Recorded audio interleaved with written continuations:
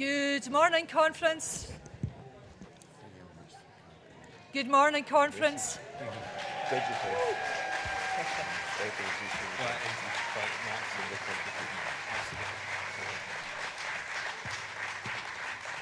Well, I'm very glad to see that you're all bright-eyed and bushy-tailed as we gather here in the wonderful city of Aberdeen to celebrate and to plan our future and the future of our country here at the 91st Annual Conference of the Scottish National Party. A very warm welcome to each and every one of you, colleagues.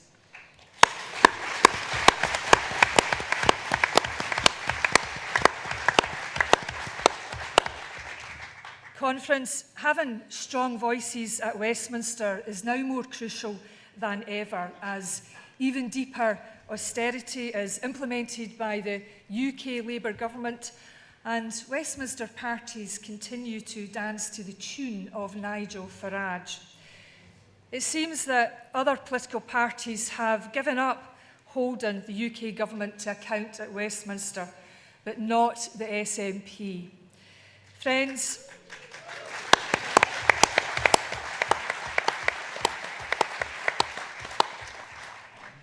our next speaker is leading that SNP campaign at Westminster. His leadership on tackling the cost of living crisis and giving a voice to the people of Gaza is testament to our core values as a party. So, Conference, will you please welcome our SNP Westminster leader, Stephen Flynn.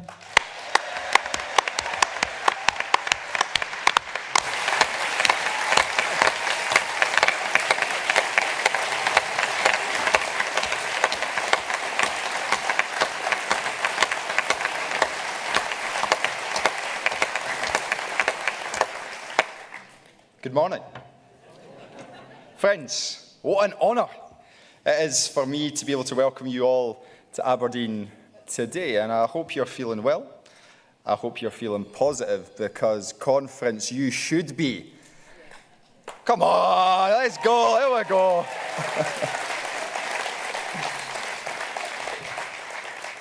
But I've got a question, where have you been? Because there's been loads going on in Aberdeen these last few months. We had the wonderful New Art Festival return to the city, murals painted on buildings throughout Aberdeen, bringing some colour back to the sparkling granite. One of the best installations, one of my favourite installations, is a giant seagull painted on the side of a building at the junction of Willowbank Road and Holborn Street, or as we now call it, Douglas Ross Corner.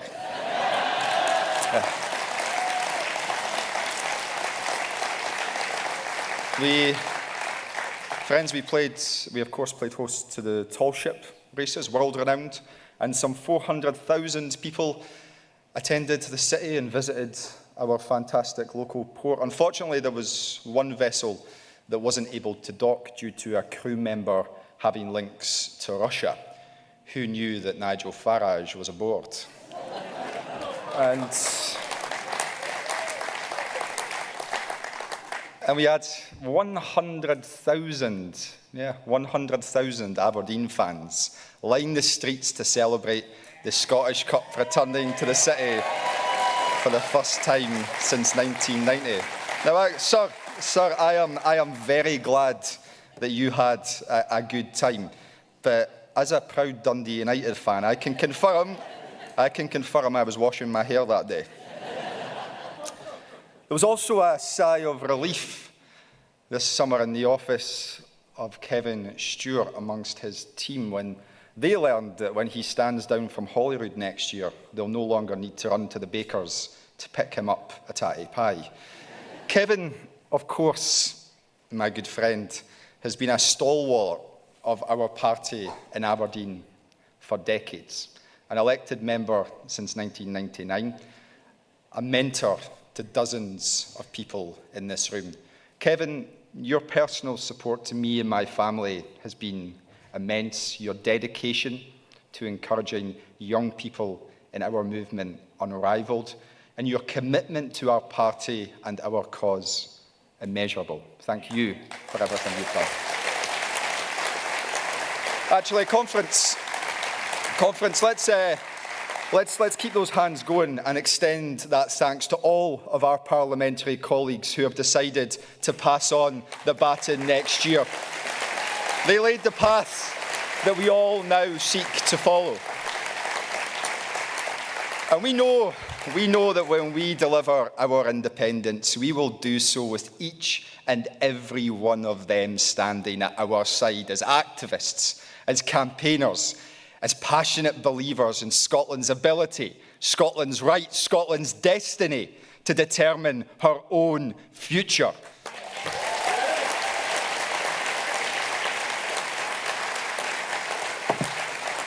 And fellow nationalists, let us be in no doubt that independent future is essential. And you don't even need to take my word for it anymore, because consensus has broken out in Westminster. There's now a shared view among the public and political class that Britain is broken.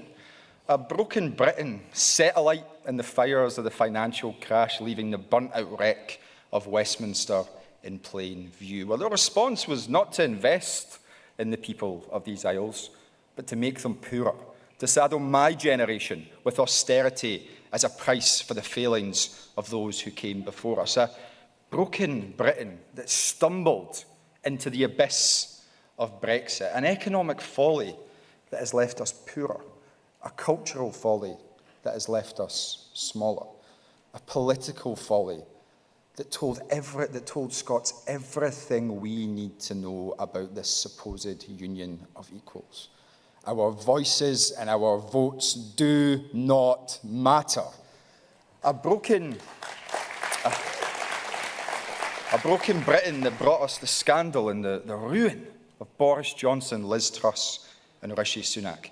That's the same broken Britain that the Labour Party promised to rebuild. They spoke to those who are too afraid to turn on the heating, fearful of the cost of the food shop, worried that winter was coming and the kids need a new coat again. They told them that their voices would finally be heard behind the walls of Westminster. They told them that they would bring change to their lives. Conference. The Labour Party have shown their hand, and let us be in no doubt, they have failed.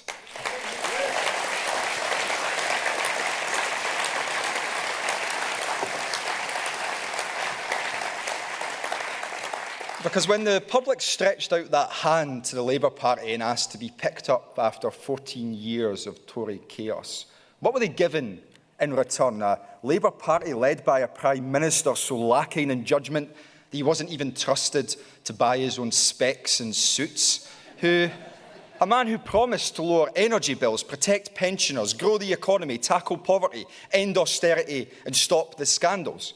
Yet energy bills are up. The winter fuel allowance was cut.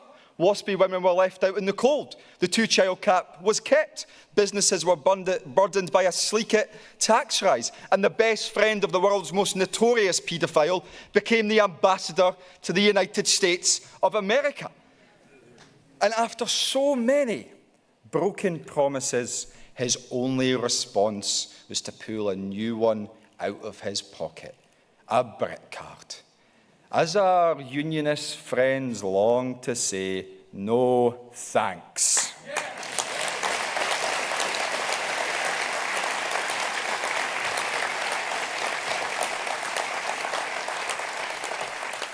Conference, this is a Labour Party who have power but no purpose. A political party in name only. And through their actions, they have already shown Scotland what a Labour victory at the Holyrood elections next year would look like. Thanks to Keir Starmer, we have already all seen the movie. And we don't need a Labour government in Scotland that will look every bit like the one that is failing us in Westminster. Our nation must set its sights so much higher than that. Scotland must aspire for something so much better. And friends, only the SNP can deliver that future.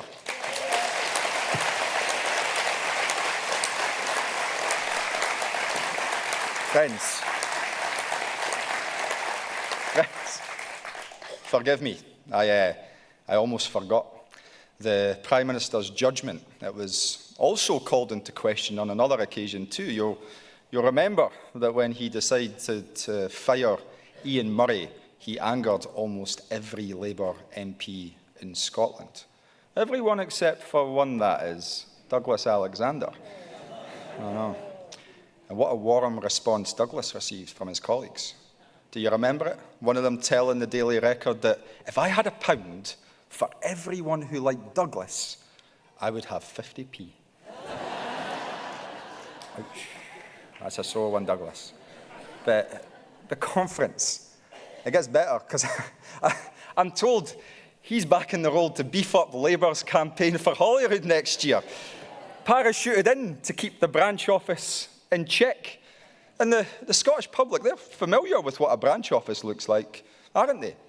It looks a lot like Anis Sarwar promising on live TV before an election that a UK Labour government would save the refinery at Grangemouth, only to nod along as it shut before then going on to cheer as they pulled out all the stops to save the Scunthorpe Steelworks, telling the workers, the community and the economy of Scunthorpe that they matter, telling the workers at Grangemouth, the communities of Grangemouth and the economy of Scotland that they do not. Fellow delegates, Scotland doesn't need Keir Starmer's branch office. No, we need a leader and a party who will always put Scotland's interests first. And the people of Scotland know that John Swinney and the SNP will always do that.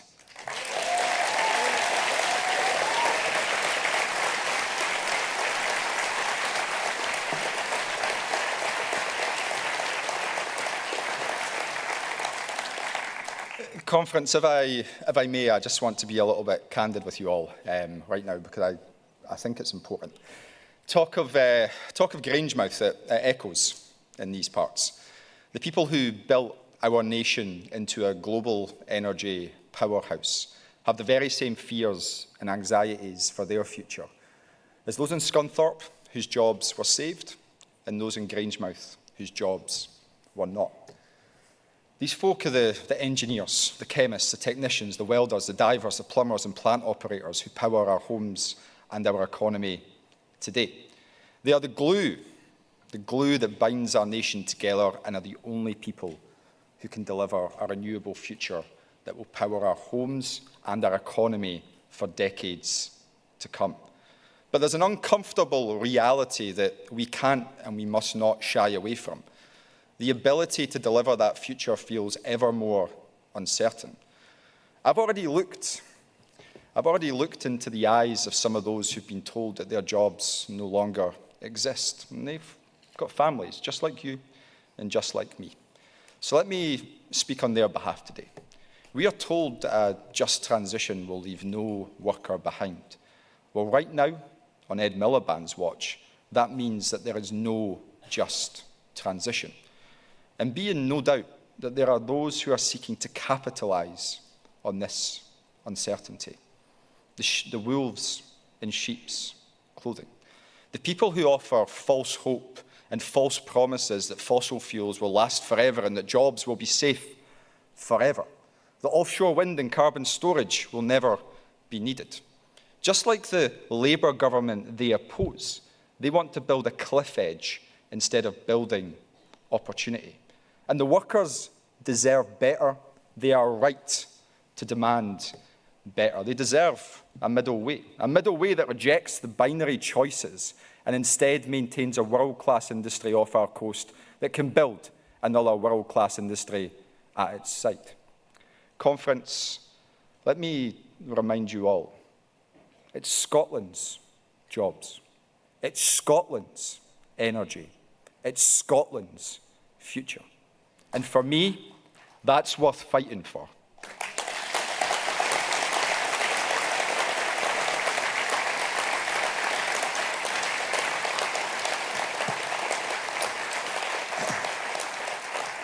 And friends, when it comes to fighting for Scotland's corner, there's no party more trusted than our own.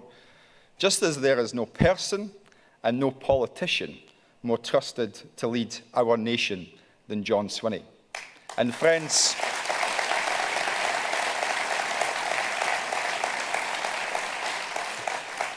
we are so fortunate to have him as our leader. At a time of chaos with Keir, we've got stability and strength with Swinney. In an uncertain world, the impact of a powerful, passionate, trusted leader cannot be emphasised enough. And what I've seen over the course of the last 18 months is a First Minister who lives up to that billing and then some. Against all the odds, he brought parties in our Parliament together to deliver a budget that cemented record investment in our NHS to cut waiting times, scrapped peak rail fares for workers across our nation, and will restore the winter fuel payment for pensioners. A First Minister who has put Scotland's interests first by driving a deal for our whisky sector in America, who saved the jobs at Alexander Dennis, and who has shown leadership on Gaza in the face of those enabling a genocide.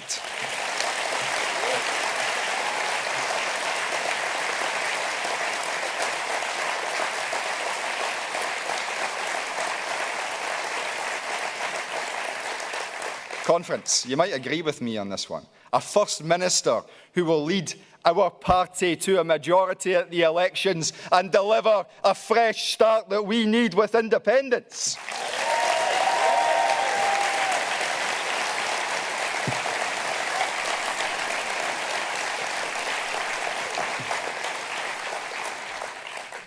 Conference, he's a man with a spring in his step and a bit of hope in his heart right now. I mean, there should be after all those early morning runs, John. And friends, it's a hope for a Scotland where we grow our economy and deliver on the world stage, where the cycle of poverty that plagues our children is finally broken, where our energy wealth flows into the pockets of those sheltering from the cold, where our young people secure the future that they desire. Hope for a Scotland where our own choices determine our own future. And friends, what a tonic that hope and ambition for Scotland is to the cycle of despair from Westminster, where a poverty of ambition is now inbuilt. And it's that poverty of ambition and that inability to offer anything beyond the status quo that is opening the door to darker forces too. And that brings me to a story upon which I wish to finish.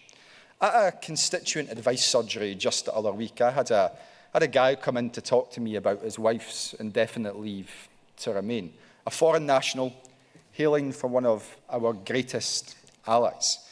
He's a man who has ploughed his heart and soul into a successful career and he's doing well in life. He's a Scottish success story. And friends, I don't think I understate it when I say that he is worried, he is scared, and he is angry about the rhetoric coming out of Westminster. Because this is personal. It's now about the right of his wife to stay in our nation, to stay by his side. Nigel Farage says that he would strip away her rights. Keir Starmer says that he will make it harder for her to gain them.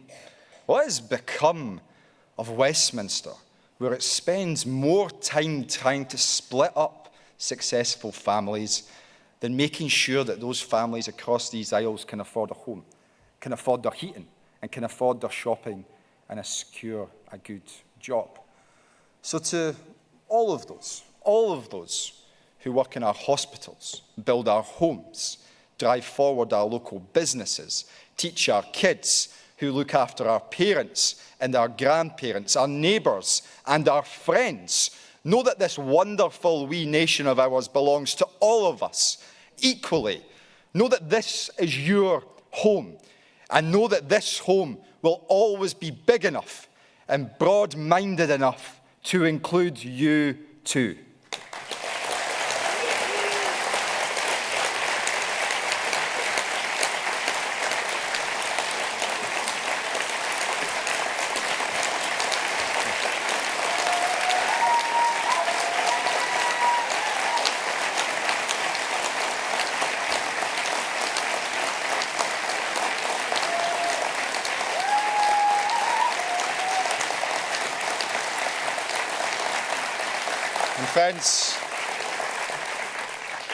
And friends, that is what the next few days of this conference is all about. Britain is broken and the Westminster way isn't working. We all understand that, we know it, and we feel it. Far more importantly, the vast majority of the public, they know it, and they feel it too. And although it is important to describe the problems we experience in the present, our real job is to offer our people the choice of a better future. A future that raises our living standards and raises our ambitions for each other. A Scotland that has the choice and the chance to build a nation anew. We all know that in the last 10 years there's been plenty of talk from our unionist friends about what exactly a generation means and how long it lasts. But while all that talk has been going on, what they've completely missed is that an actual generation, my generation, has been forced to live through the worst of the Westminster way. Our generation has lived through higher bills, found it harder to find a home, been through Boris, Brexit and a Liz Truss budget. They've seen chaos with the Tories and are now seeing chaos with Keir. They see the threat of a Farage future. They have lived with a Westminster system that has made the politics of this island smaller, poorer and harsher. That generation remembers that in 2014 they were made plenty of promises and things have only gotten worse. That generation remembers that only last year they were promised change by Keir Starmer's Labour Party, and again, things have only gotten worse. That generation and every generation now knows that the damage of the Westminster way, where things only get worse. Friends, we have all lived through that past. Let's make sure that we are not forced to live through that future too.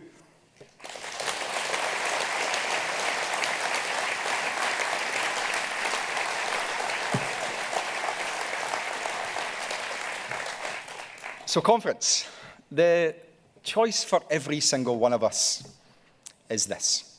Will another generation be forced to live under a Westminster way that doesn't work?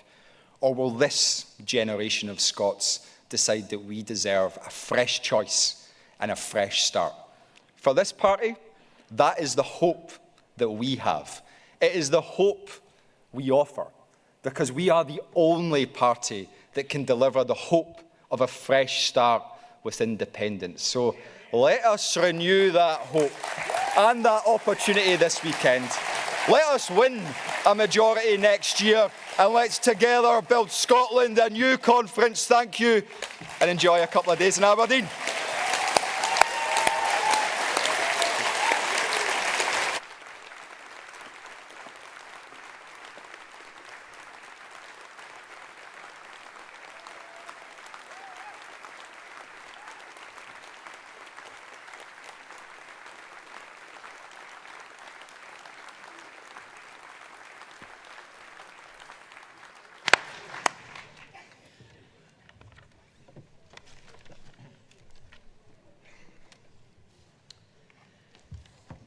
Right, conference, that's got you all well and truly kick-started for today's proceedings. Thank you very much, Stephen, for that inspiring and all-round awesome speech from the podium here in Aberdeen.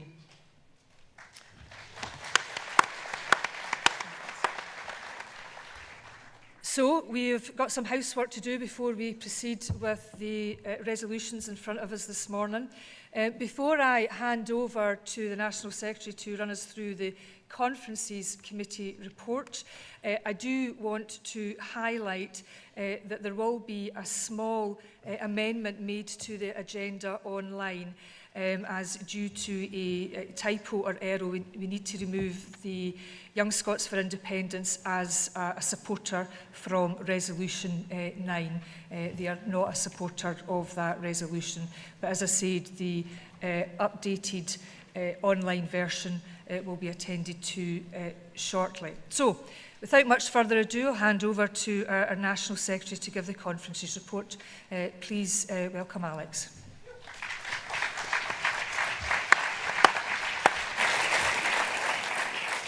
Good morning, Conference. To allow us to get into the debate, Your Conferences Committee report will be on page 120 in your booklet.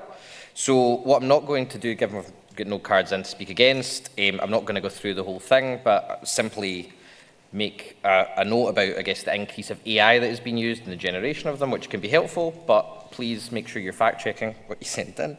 And also to thank folk, particularly the staff at headquarters, for their work in supporting the Conferences Committee and organising the logistics behind their conference, particularly to Ian McCann, Shannon Donnelly and Robin Graham. I'd also like to thank the members of the Conferences Committee for all their help and support over the past year. It's been an absolute pleasure to work with you all. Crucially, the Policy Development Committee, who have helped members putting resolutions in to get them to a really good space before they arrive at the Conferences Committee, and therefore they're more likely to be accepted. And to all of yourselves as members and delegates, because you guys create all the content that we use for the conference to help us reach these decisions. So thank you all so much for taking part, and please pass the Conferences Committee report so you can get on to the exciting debates. Thank you.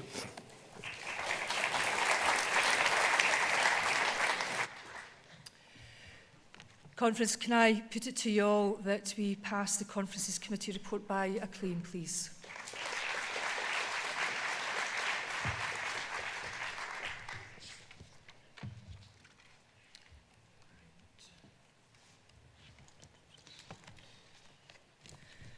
Okay, now we're moving to Resolution 1. Can I invite Jackie Dunbar, MSP, for Aberdeen Donside, to come to the stage. Jackie will be followed by George Bruce, who will also second the resolution. Over to you, Jackie. Welcome. 5 minutes max. Thank you, not Cabinet Secretary today, Angela. Good morning, Conference, and welcome to Aberdeen, and welcome to the future net zero capital of the world. At least it will be if we can secure a just transition for the city and for all of Scotland. As much as oil and gas has been our major industry in the city for 50 years, there has always been a recognition that oil is finite. I'm sure you'll all remember in the run-up to the last referendum that our oil reserves seemed to dry up rapidly as support for independence grew. But whether our oil runs out, is phased out, or the industry is forced out, we need to plan for a future beyond oil, and that is the transition this resolution talks about. We know Scotland has a huge renewable potential, whether that be tidal, hydro, wind, so much wind sometimes in Aberdeen, and occasionally even some sun. But our most valuable resource has never been in our geography. It has always been in our people. To borrow a phrase from Jimmy Reid's rat rate speech, the untapped resources of the North Sea are as nothing compared to the untapped resources of our people. Over the last 50 years, the North East has been building something remarkable, a workforce that is world-leading in so many ways. Some of those folk were born and raised here in Aberdeen and have spent their whole careers here. Some learned the skills here, travelled the world, gained experience and came back. Some moved to Aberdeen because of the industry and have put down roots.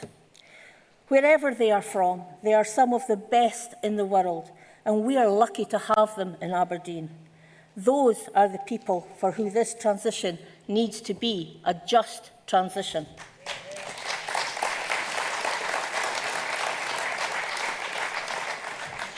If we want to keep those workers, that world-leading workforce here in Scotland, and if we want their help in delivering a just transition with the energy security and the cleaner, greener and cheaper energy that comes with that, then we need to invest properly in a just transition and give those workers a reason to build their futures in Scotland while they build Scotland's future.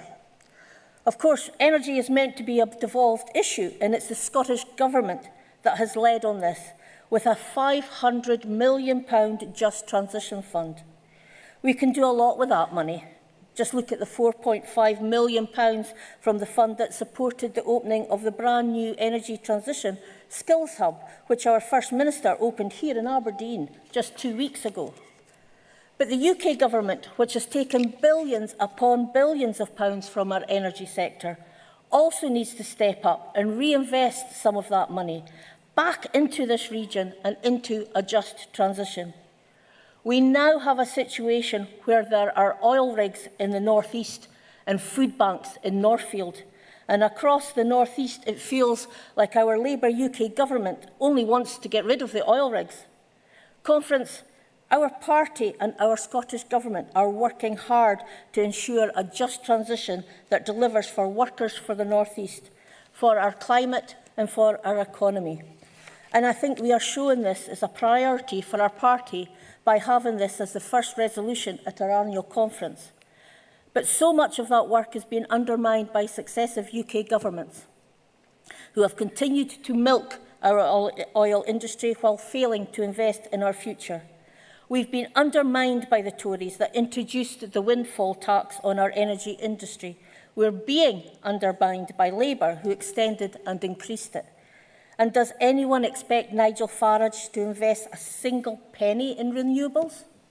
Delegates, we know Scotland will always be an afterthought for the Westminster parties. We can pride ourselves in always putting Scotland first. That is why we are focused on delivering the best deal for Scots, whether that be lowering energy bills or protecting energy workers. But if we want to have a real, fresh start, if we want to build the best possible future for Scotland, we can only do that with the full powers of independence. We have the people, we have the energy, we just need the power. Please support the resolution. Thank you.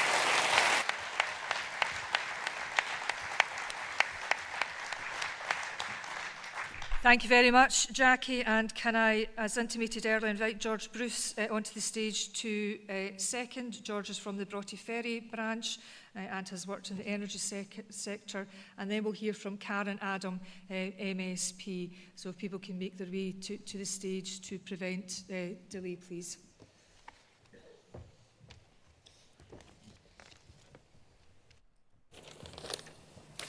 Good morning, Conference. It was wonderful to hear from Jackie, and I look forward to hearing from Karen just shortly.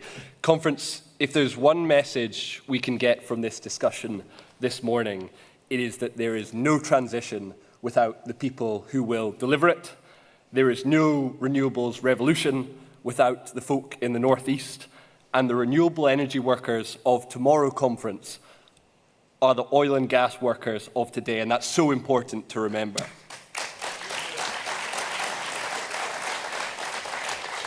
Conference, those who have the skills, the determination and the ability from the work in realising oil and gas, it is them who will help us deliver renewable energy, Conference. But there are some people, not in this hall, Conference, but there are some people who would seek to alienate those who have worked in our oil and gas sector. Some people who would hold them responsible for the failures of successive governments, the Conservatives and Labour, who have squandered what our workers have taken out of the sea, and that is shameful, Conference.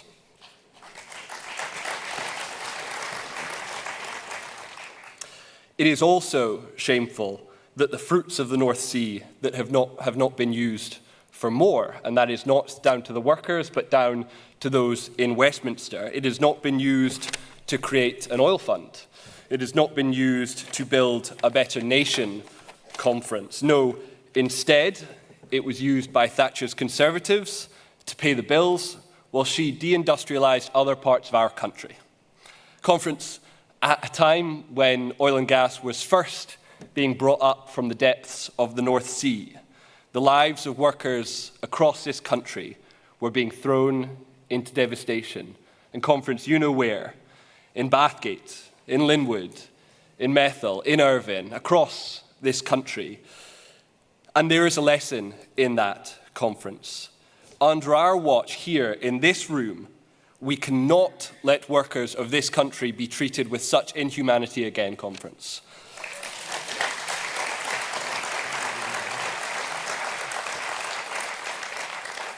Now, Conference, the workers of Aberdeen, of Arbroath, of Inverurie, of Ellen, some of them will be in this room. Any hands? Yep, got a few there. The same cannot happen to them. Because, conference, I've said it once and I'll say it again, the thing we need to remember is the oil and gas workers of today are the renewable energy workers of tomorrow. Please pass this resolution. Thank you.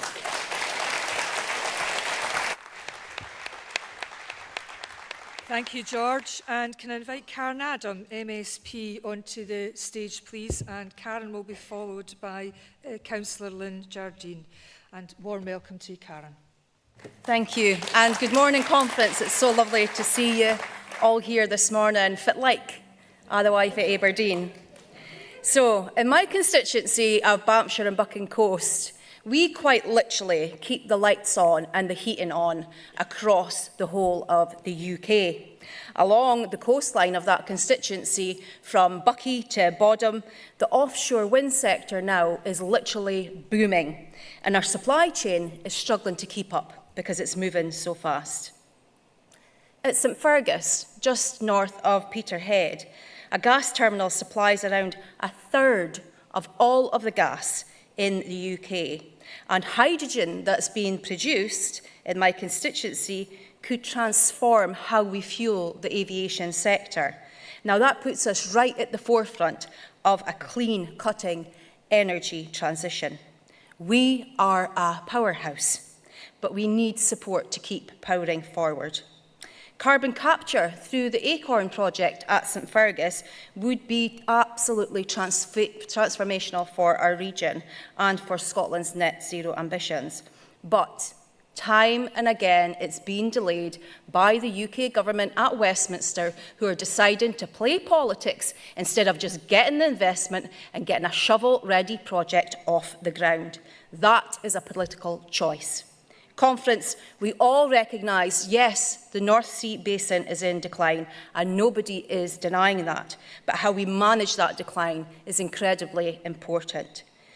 Workers are already losing their jobs. Industry, leaders, unions, academics and communities all agree that we need to look at our whole offshore energy mix: oil, gas, hydrogen and wind. It needs investment, planning and a government that listens and acts. Now, the Scottish Government have listened and they have acted within the devolved powers that they have. £500 million to a Just Transition Fund. But, conference, as somebody once coined the phrase, we have all of the energy but none of the powers. Westminster still holds those levers. So, we're not asking for special treatment. We are demanding that we get the tools to get the job done properly, because the people in our coastal communities, those who built the industry, need that future. Now, I'm not saying that we need to delay or move to net zero. Morally and legally, we must absolutely do that, but it needs to be realistic and not be ideological. So that means listening to the experts, listening to the unions, and listening to the communities, because this is our moment. This is our energy future to shape. Conference, this is our oil, our gas, our hydrogen, our wind. It's our energy. Now we must demand the power. Thank you.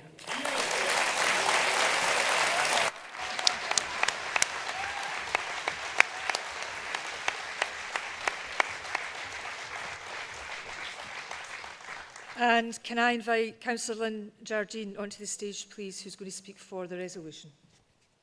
Good morning, Conference. I don't think anyone in the room can possibly speak against everything that our previous speakers have said, but I want to add a little bit of additional colour and context.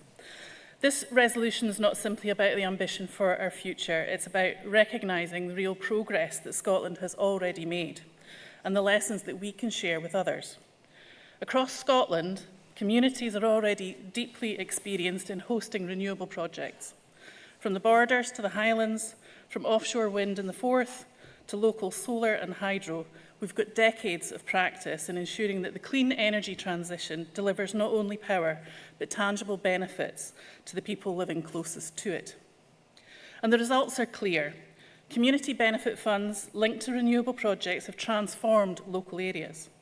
They've supported affordable housing, built community centres, improved transport, funded climate action, and created training pathways for young people across Scotland. Communities are investing towards tackling isolation, improving well-being, and creating pathways into the new green economy. This track record absolutely matters because it means that the Scottish communities have a sophisticated and mature understanding of what community benefits should look like. When the Scottish Government recently consulted on onshore and offshore wind benefits, and when the UK Government opened its consultation on community benefits from grid infrastructure, Scottish voices weren't speaking from theory, they were speaking from experience. Organisations like Foundation Scotland, which administer millions of pounds of community benefit each year, were very clear in their response. Transparency and fairness must be built into the system. Funding must be additional to and not a replacement for public services. And communities must have genuine control over how benefits are designed and delivered. Local organisations in East Lothian, where I represent, have echoed those points, stressing that benefits only have real impact when they empower communities themselves rather than being imposed from outside. This is what a just transition looks like in practice, a transition where communities aren't just passive recipients, but active partners. It's about building trust, embedding fairness, and ensuring that the transformation to a net zero leaves people better off, not left behind. So, Conference, when we support this resolution, we're not simply endorsing an aspiration, we are affirming Scotland's leadership. We're saying that a just transition must be rooted in a community's experience, back to what Jackie was talking about the people involved in this. Scaling up what already works and delivering in partnership with people who know their areas best. That's how Scotland delivers not only for its own people, but sets an example of fairness and vision for the rest of the world. Thank you.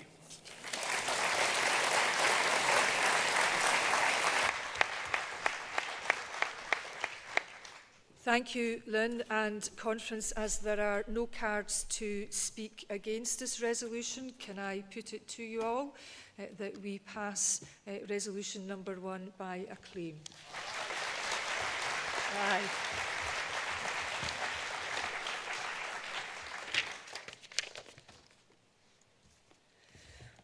Okay, in terms of resolution 2, can I invite Councillor Rory Kelly from Provan, to come and move resolution 2, please, which is about getting Scotland building. 5 minutes, Rory. Thank you. Conference, building houses isn't that difficult. Sure, the tech that goes into them has changed over the years, it's evolved, but the basic mechanics of building a house is much the same as it's been for generations. What has changed, though, is everything else around it, some of which is beyond our ability to impact, and some of which sits very much with national and local governments.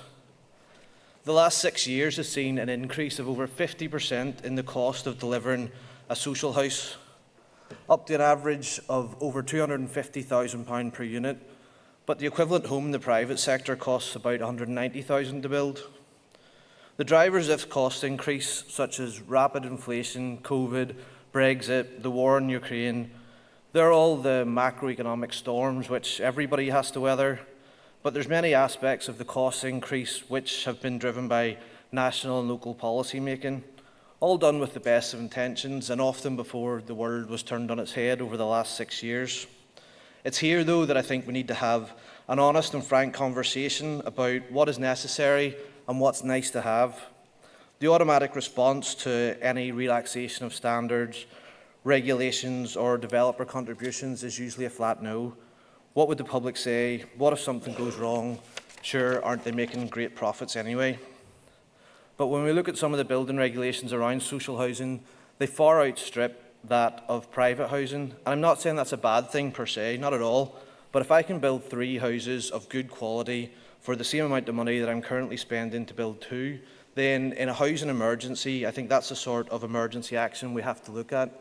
And that's not to say that Scotland isn't already doing much better than comparator parts of the UK. We build 40% more than England, 70% more than Wales, and in Glasgow in the last 5 years we built more social housing than Manchester and Liverpool combined.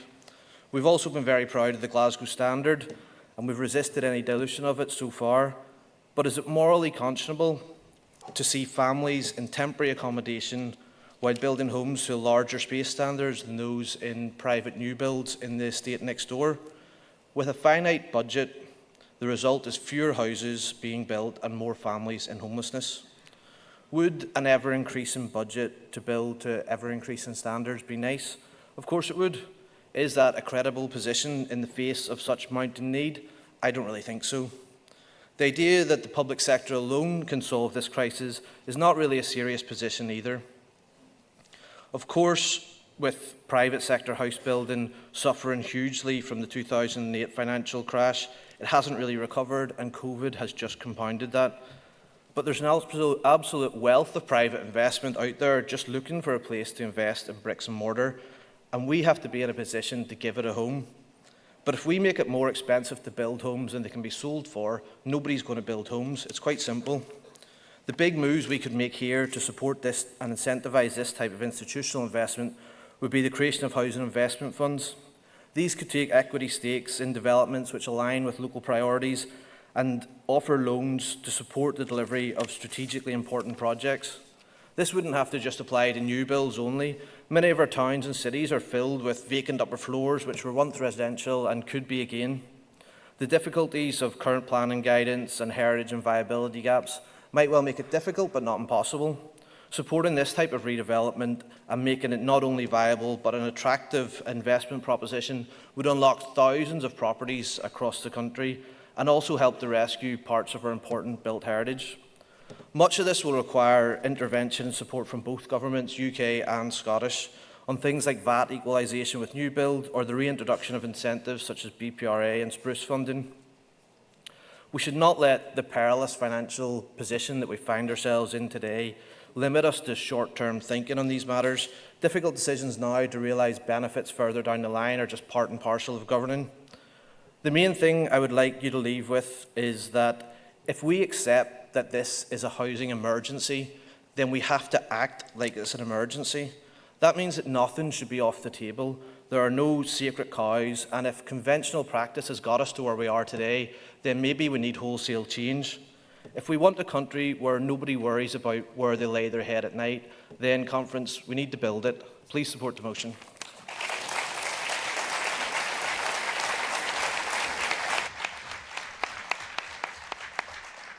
Thank you very much, Rory. Impeccable timing. Can I now invite Councillor Susan Aitken onto the stage, who is going to second the resolution.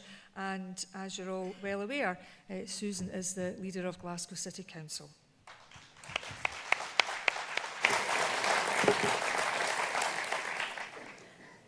Thank you, Convener, and good morning, Conference. It's fantastic to be back here again.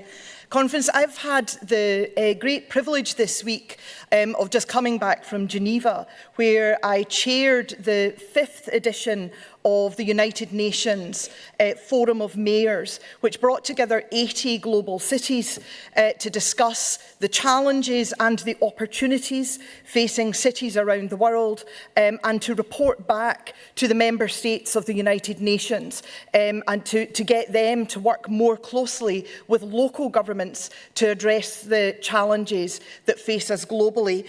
And the main topic that we talked about was the global housing crisis. And I use that word global deliberately because this is something that's happening right across the world. There were cities there from Heidelberg in Germany to Lusaka in Zambia, and they all told the same kind of story, albeit at different scales. Rising costs, supply that isn't meeting demand, existing stock that needs to be retrofitted, and pressures, particularly in cities, from the displacement of people, from urbanisation, from inflation, and from stock being lost to climate disasters and events. So Scotland is not alone in facing challenges around housing. We do have a record to be proud of here in Scotland. The scrapping of the right to buy was transformational for our social rented housing stock, and the Scottish Government's investment in affordable homes consistently dwarfs that found anywhere else in the UK. Do not let anyone tell you otherwise.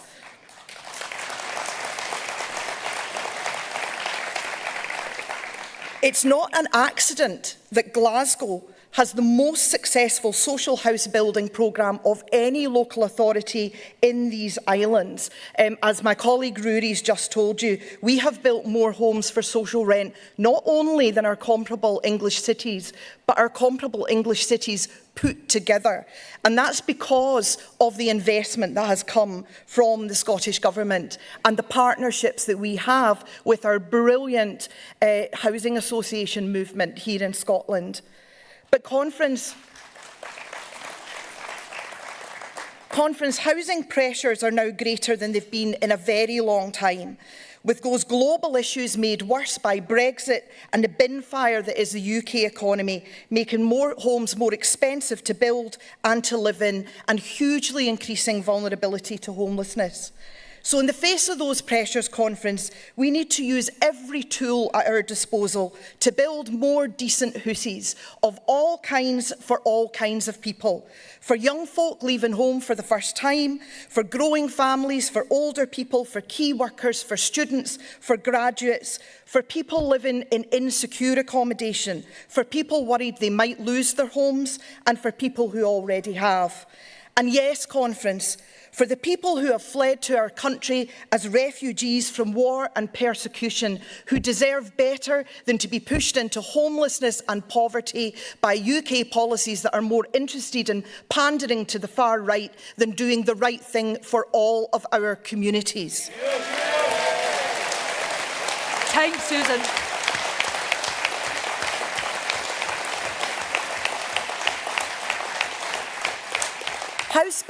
House building isn't just about roofs over heads, Conference. It is about dignity, it is about life opportunities, it is about regenerated communities, it is about a decent society. That's a society that we want to build for our future independent Scotland, one where everyone has the decent home that they deserve. So please support the motion and let's get Scotland building. Thank you very much, Conference.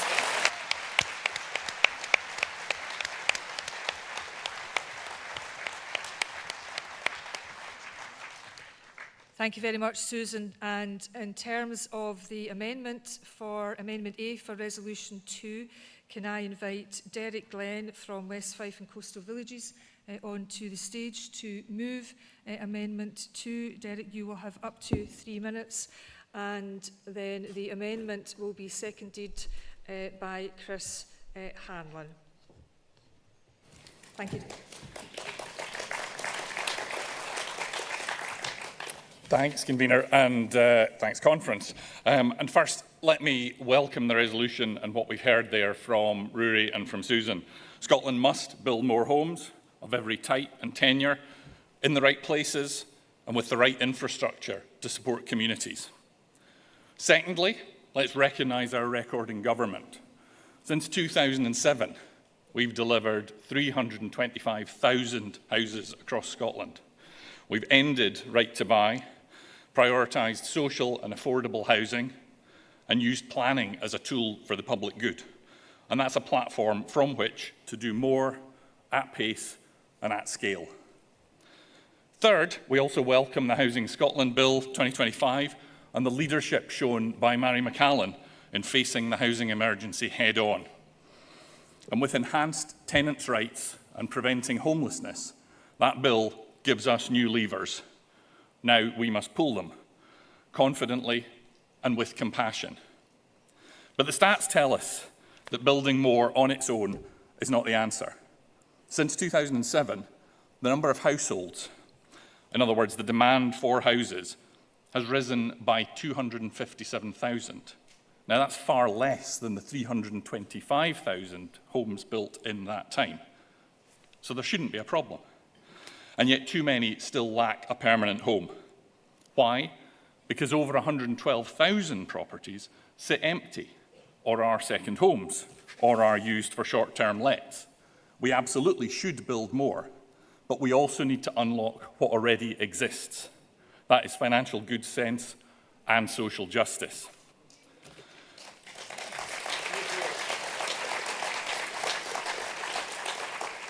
Now, I'm a councillor in Dunfermline, Scotland's newest and fastest growing city, where we've got 8,000 houses planned to be built over the next 10 years. I'm also our planning spokesperson in opposition there. We've got our housing spokesperson here too. And in Fife, since 2022, our SNP group has repeatedly insisted that we should have a broad toolkit at our disposal. And yet the local Labour administration has again and again denied that and told us that new build is the only answer, while families wait in temporary accommodation and good homes sit empty. We need a range of solutions: build new and buy back, and refurbish and repurpose, and bring empty properties back into use, and support community-led housing, unblock the delivery issues, and use innovative finance so that projects can actually happen. And that's what this amendment adds. It asks Conference to designate this a national housing mission and to recognise the right of every citizen in Scotland to a home. And those aren't just words, they're a North Star for policy, a clarity of purpose for government, and a promise to the people of Scotland, the people that we serve. Conference, this amendment doesn't dilute the resolution, it completes it. It aligns our planning reforms and our housing investment with a clear social guarantee, a home for every citizen. It gives our members, our movement and our voters a banner to rally under. So please adopt the resolution and the amendment, and we can go into Holyrood 2026, not just with a programme for government, but with a programme for nationhood, providing the homes that Scotland needs and upholding the right to one that every Scot deserves. Thank you, Derek.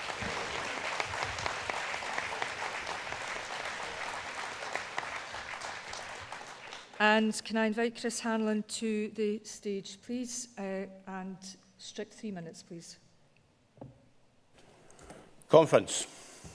I welcome wholeheartedly the words of Susan Aiken and my good friend Councillor Glenn, and would urge you to support this amendment to the resolution, which I would also urge you to pass unanimously. But I want to come here today to sound a note of caution. Housing is one of those hot-button policies that we must get right if we are to convince the electorate that we hear them, that we understand the very real problems that often blight their lives, and that, crucially, we plan to do something about it.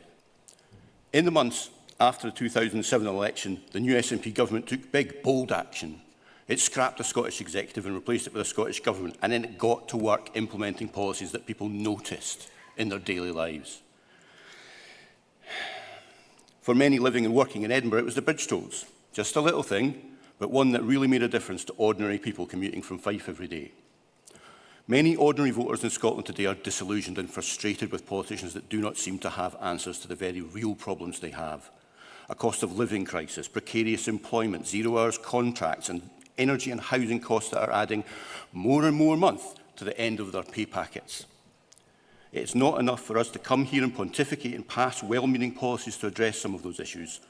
Those policies must make it into our manifesto for next May. They must be front and centre of our rhetoric whenever we talk about that election or about independence. And crucially, voters must feel like we are actually going to take real effective action to implement them. We must start now, not next month, not next year or in the next Parliament, but now, taking action to implement the bold, ambitious policies that we are offering to the public in our manifesto. Voters must see us fighting for them, fighting to implement tangible improvements to their lives, or they will lose faith in us and in the system. And then they will be easy prey for the charlatans and populist liars that seek to use our disaffection to increase their own power and wealth. So if we want to roll back the tide of right-wing populism that is rolling up over our borders as England sinks beneath the waves of despair that are drowning a Keir Starmer cosplaying as King Canute, we must start to make good on our promises. 4 years ago, we pledged, amongst other things, to transition to a system of existing use value for compulsory purchase. A simple change that would have transformed the ability of councils to build social housing cheaply and at scale. Just last year in Edinburgh, we committed to helping councils form a housing land corporation to do almost everything described in this resolution and this amendment and more. It was to be funded by a new tax on land that would have the additional effect of stopping rampant speculation driving up the price of land across Scotland, which is what fuels the financial bubble that is making housing across our fair country unaffordable for many people born and raised in rural communities. And what have we done about either of those things since? Precious little. Nothing, as far as voters are aware. Finally, after 4 years, we have a consultation on compulsory purchase. And I would urge you all to go and fill it in with just the 3 words, implement SNP policy, in all caps. If we want to earn the support and trust of the sovereign people of Scotland and get their consent to pursue independence next year, we have to listen to them, listen to their problems and make credible commitments to fixing them. Don't just pass the amendment and the resolution, go home and work with your parliamentarians and council leaders to make SNP housing policy a reality. Thank you very much.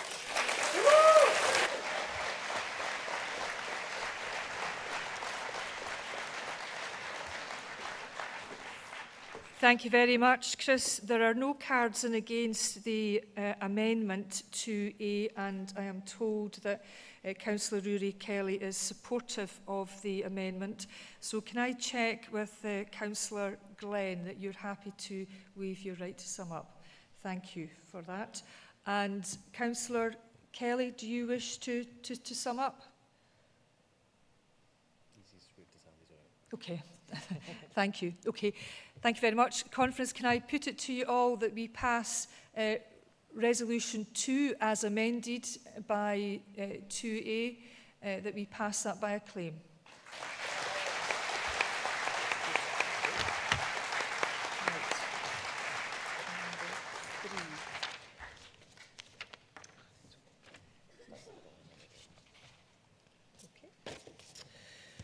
Right, could I invite Colin Beattie, MSP, to come to the stage and move Resolution 3, and Colin will be followed by Gordon MacDonald, MSP, who will second the resolution.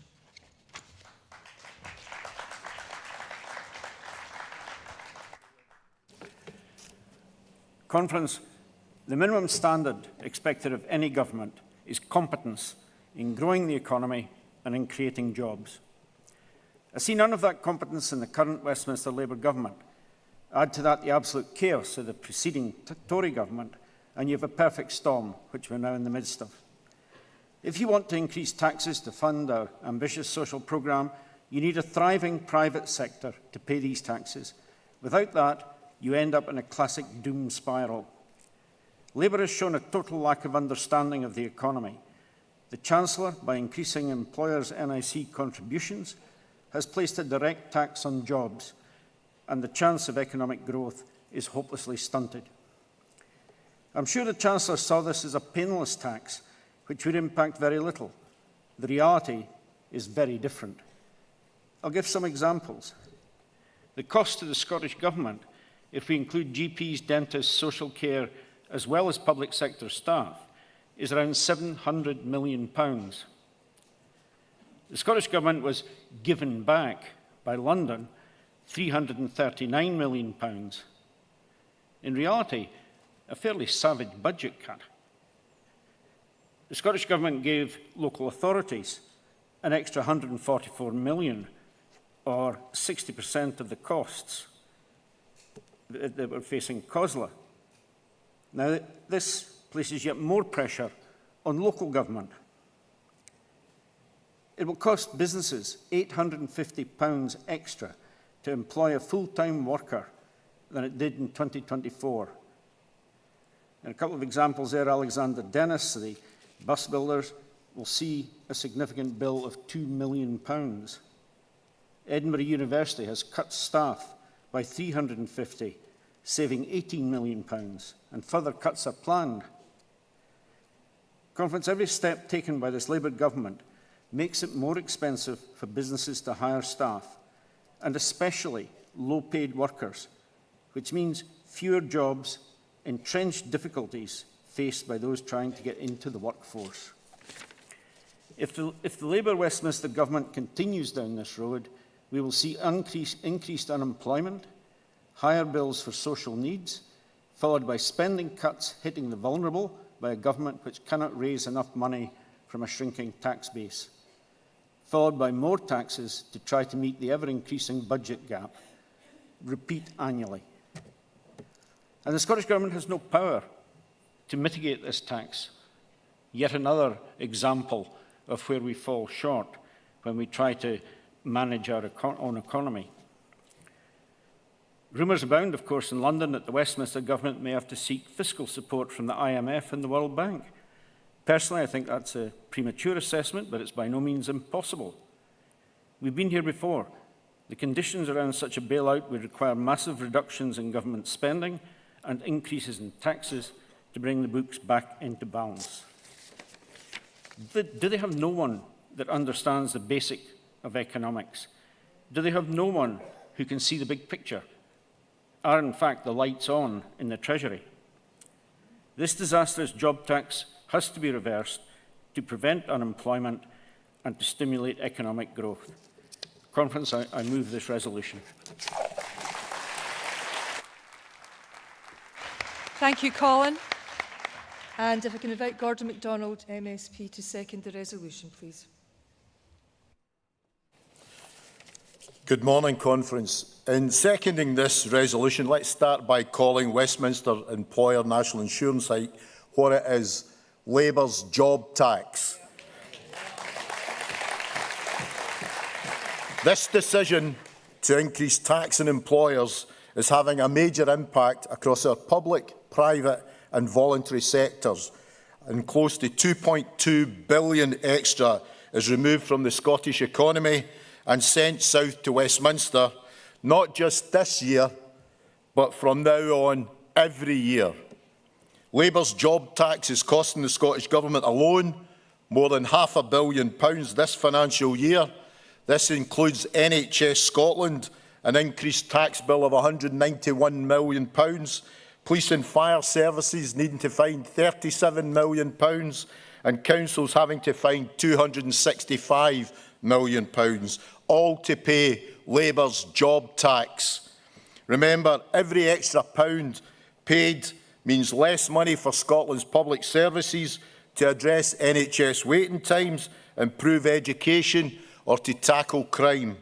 The voluntary sector, a cornerstone of Scotland's social fabric, has been hit by a £75 million tax bill, a time when it already faces rising costs, reduced funding and increased demand.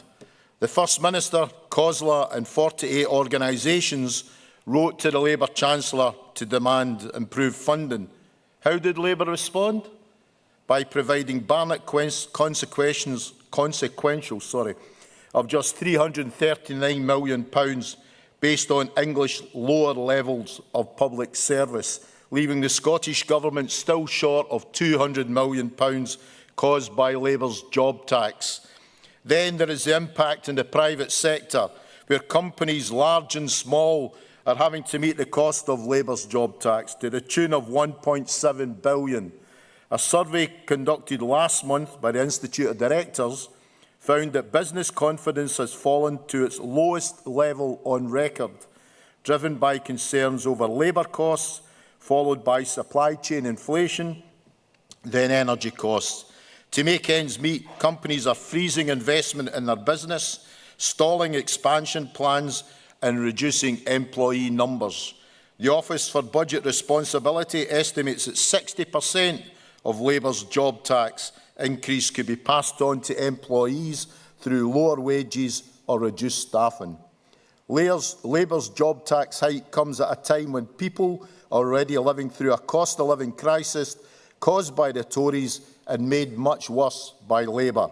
We must keep up the pressure to ensure that Scotland's voice is heard and that our services and communities are protected. Bankrupt Britain depends on Scotland's resources, so if they cannot support our economy, then we must become independent so we can build a stronger, fairer Scotland, one that invests in its people, supports its businesses and upholds the values of compassion and community that defines us. It's time for independence. Conference, support the motion.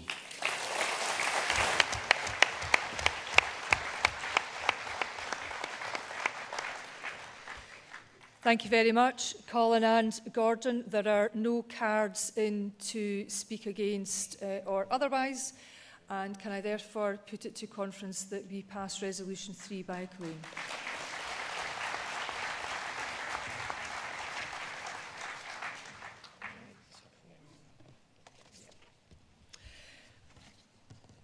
Okay, we're moving on to Resolution 4, and I would like to invite Claire Hockey, MSP and convener of the Health Committee, who's going to move Resolution 4, which is Immigration Impact on Health and Social Care.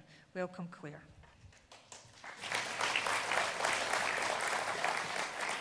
Thank you, convener, and good morning, Conference.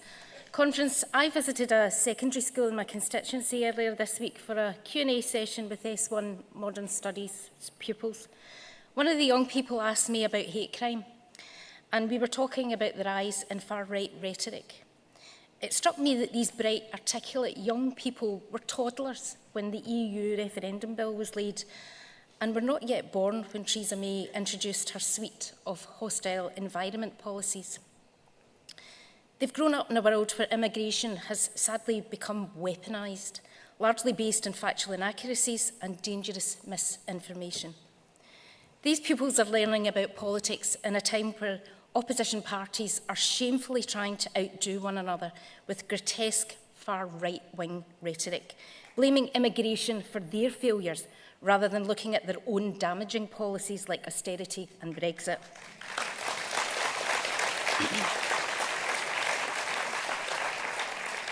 Successive UK governments' outdated and hostile immigration policies have been severely detrimental to Scotland and our public services, and the new UK Labour government simply refuses to accept, let alone take any action on the need for immigration policies tailored to Scotland's needs.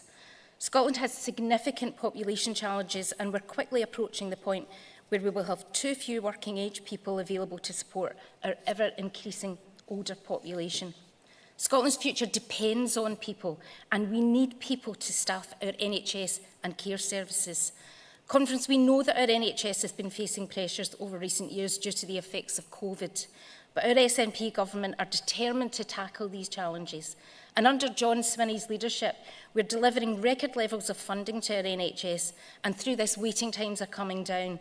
And our SNP government has delivered 13 consecutive years of workforce growth. Since September 2006, we've seen almost a 60% increase in medical staff and almost a 20% rise in nursing and midwifery staff. And Conference, I'm proud that Scotland's NHS workforce continues to be the best paid in the UK.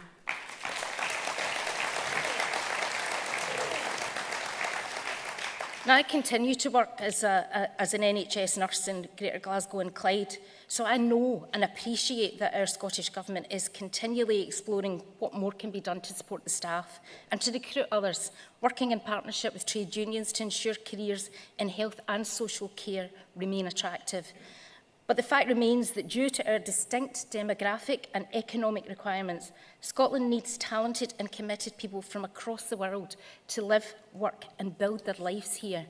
Our efforts to improve the NHS are being undermined by Labour's plans to copy Farage's playbook on immigration, and they are hammering our health and social care sector. Over 66% of members of Scottish Care surveyed said that they are actively recruiting from overseas, and that a quarter of care workers in rural and island communities are from outside the EU. We have an ageing population, an ageing workforce, and increasing demands on services. And the work of care is hard. It's emotionally and physically draining. It's a vocation that requires not only great skill, but a certain type of person. This is not a story about plugging gaps. It's a story of contributing skills, aptitude, and abilities. And let's be clear, Conference, workers who have come to Scotland and chosen to live here are not simply statistics. They're skilled, compassionate professionals who are making an invaluable contribution to our health and care services. Migrants are our NHS staff, our carers, our neighbours, our family. They deserve dignity, security, respect and stability. Conference, this is a crisis point. There's been an 81% drop in health and care worker visas in a year. Meanwhile, the UK Labour government is so desperate to stem the decline of their tumbling polls that they're looking over Reform's shoulder to copy their homework, focusing on numbers and headlines rather than the needs of our NHS, the social care sector and Scotland as a whole. But don't take my word for it. Professor Nicola Ranger, General Secretary of the RCN, said that services would cease to function without migrant nursing staff, and adding that while other countries offer immediate paths to settlement for nurses, the UK is going in the opposite direction. Scottish Care CEO Dr Donald McCaskill has said that the UK Government's direction of travel on immigration continues to reflect a hostile and dehumanising culture that fundamentally contradicts the values of compassion and care that underpin our sector. Let's be clear, friends, the UK Government must end Westminster's ban on health and care workers bringing their families to the UK and devolve the powers of immigration to Scotland. But ultimately, Conference, with independence, Scotland can get out of Westminster's race to the bottom for good, and I urge you to support this resolution. Thank you.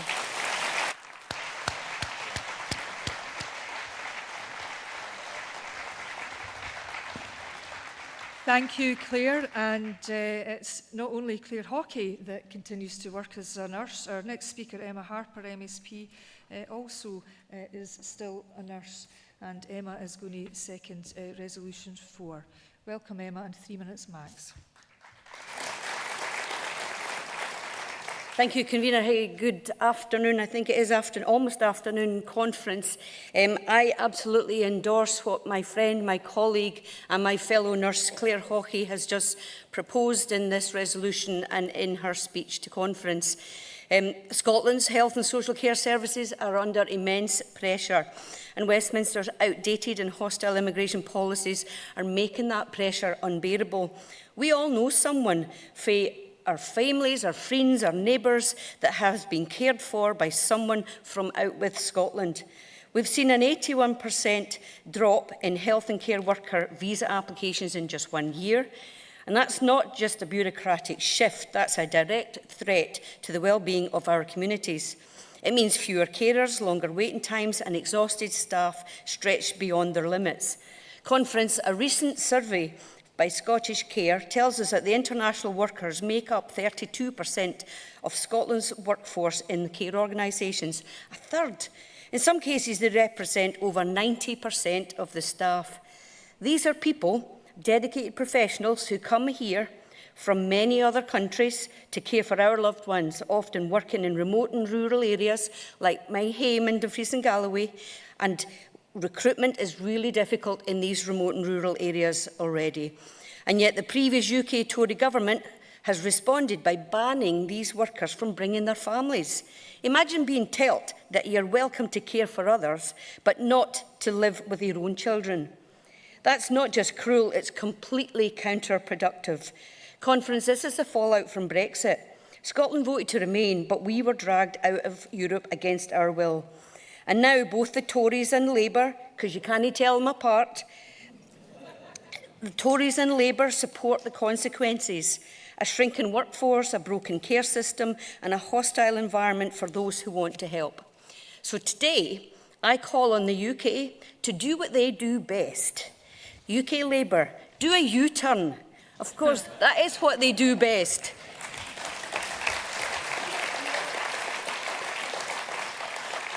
Do a U-turn and end the ban on health and care workers bringing their families.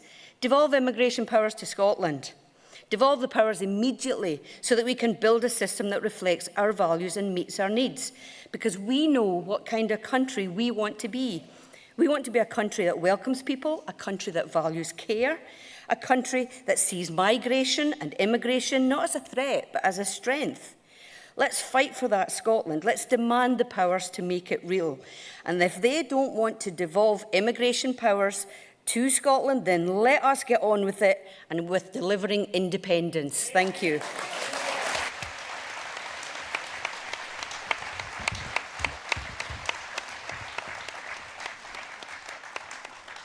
Thank you very much, Emma, and I would like to invite Anne Ferguson onto stage, who's going to speak for the resolution. Now, I'm not sure whether Anne is from West Dumfries branch or the best Dumfries branch. I'm sure Anne will clarify. Over to you, Anne, and welcome. Thank you, Convener. Conference. We all know Scotland's population is getting older. Those aged over 75 will be increasing by 65% by the year 2045. those over 90 almost doubling. These Westminster policies are designed to end the adult social care sector's reliance on overseas staff. This has serious implications for adult social care in Scotland and consequently our NHS. A Scottish survey, it's already been mentioned by Emma, conducted in May this year, involved 225 social care organisations.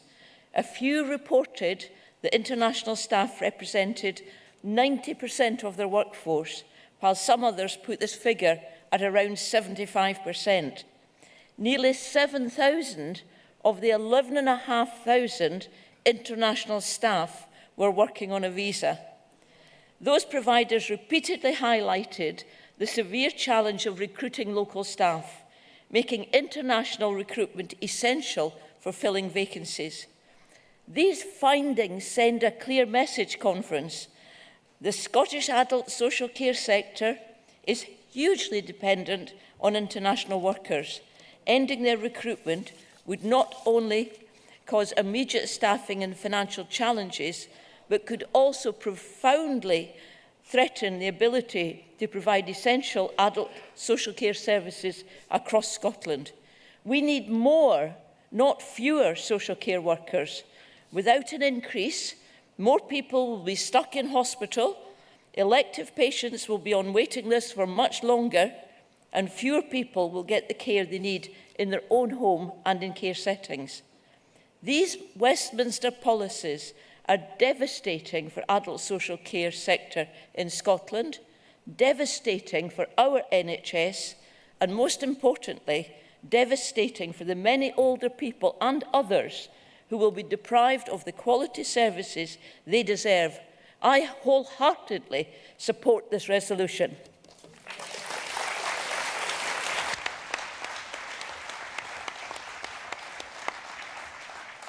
Thank you, Anne. And can I also now invite a neighbouring MSP to my constituency, that's Neil Gray, MSP for Airdrie and Shotts. And I'm very glad that Neil filled out the box under number 4 in the card, and he says, I am the Cabinet Secretary for Health and Social Care. Thanks for reminding me, Neil.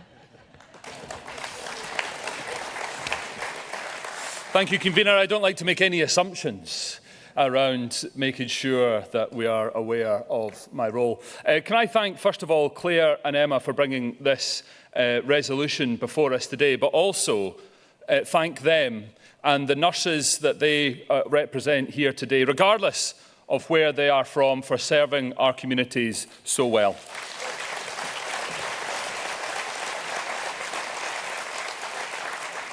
Conference, we know the value of our health and care workers. They're our friends, they're our family, they're our colleagues, and always this party, the SNP and SNP Scottish Government, will always stand by our health and care workers from abroad.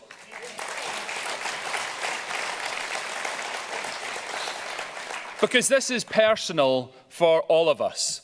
This is my dad who receives social care. This is my 4 children who are born in the NHS. This is my mum who was provided life-saving care when she suffered a stroke. And a Labour government wants to make it harder for us to recruit those staff so critical for our communities. Shame on them.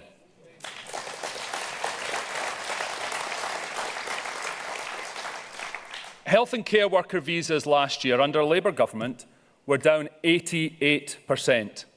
Nursing visas from abroad were down 80%. And shamefully, Conference, they have closed entirely the social care visa route for people to come to this country to work in our social care sector entirely. Shame on them, Conference.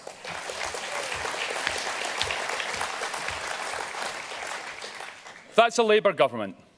A Labour government going harder to the right than the Tories, offering fewer visas to our critical public sector workers than the Tories. A Labour government seeking to undermine our health and social care services. Conference, they should be ashamed of their Farage Tribute Act.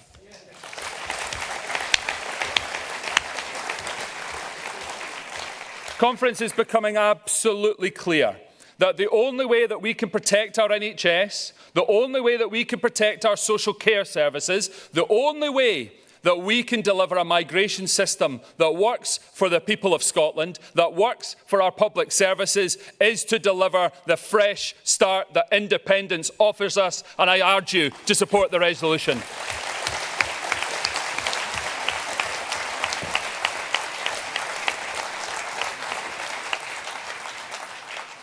Thank you, Neil, and thank you, Conference. Conference, there are no cards to oppose this very sensible and worthy resolution. That's me just overstepping my reach as the chair.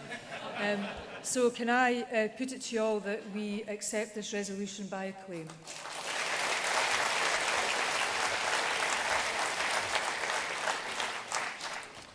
Now, Conference, before we move on to Resolution 5, I've got a wee announcement to make.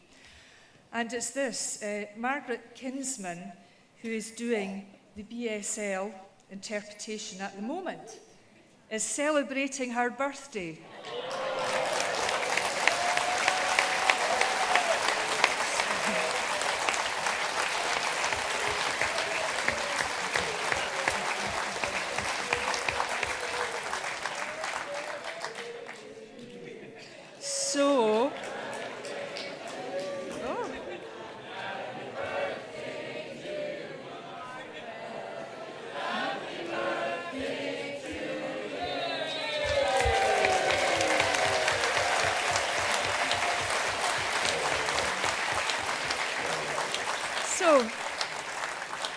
So whatever the signing is to indicate, suitable embarrassment. If you can do that, Margaret, while we all wish you a very, very happy birthday.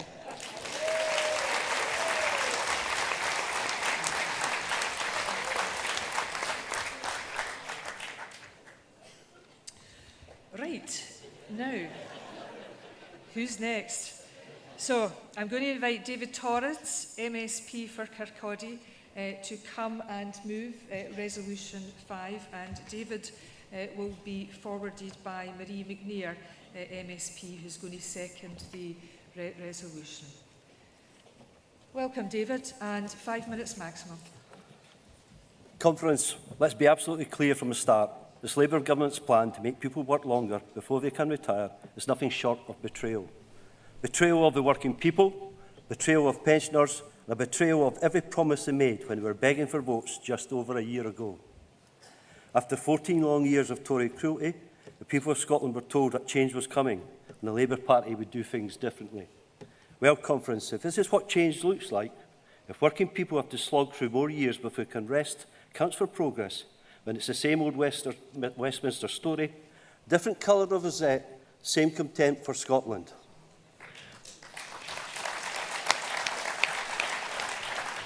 The so-called review of pension system is nothing more than another Westminster cost-cutting exercise to balance the books on the back of at least able to pay after the disastrous first year of Labour rule. A year marked by broken promises, economic drift and a willingness to throw Scotland under a bus at every single opportunity. This so-called review completely ignores the reality of Scotland's demographics. We live different lives. In part of Scotland, life expectancy is still lower than state pension age. People are dying before they ever receive a single penny of pension they've paid into all their working lives. And that's what Labour's response is, to make them work longer. It's an outrage, Conference, an outrage and a moral failure. Yet are we surprised? This is the same Labour government that scrapped the winter fuel payment, leaving thousands of elderly Scots to choose between heating and eating. The same Labour government that refuses to pay 331,000 Scottish WASPy women the compensation they are owed. These women are our mothers, our sisters, our friends, and they did everything right. They worked hard, paid in all their lives, and were told the state would look after them when their time came. Instead, the Westminster system pulled the rug from under their feet, and now Labour has the audacity to turn its back on them once again. Left feeling abandoned and forgotten after bold promises of Anna Sarwar, who promised, "Under my leadership, WASPy women will finally receive the justice they deserve." The very same Anna Sarwar who says he would stand up to Keir Starmer. Conference, and then there's Jackie Baillie. I'll say that again, Conference, and then there's Jackie Baillie. A woman who spoke with conviction and stood shoulder to shoulder with WASPy women, promising justice and compassion. But now, voices that once thundered were outraged have been replaced by cautious statements and political distances, leaving thousands of women feeling utterly betrayed.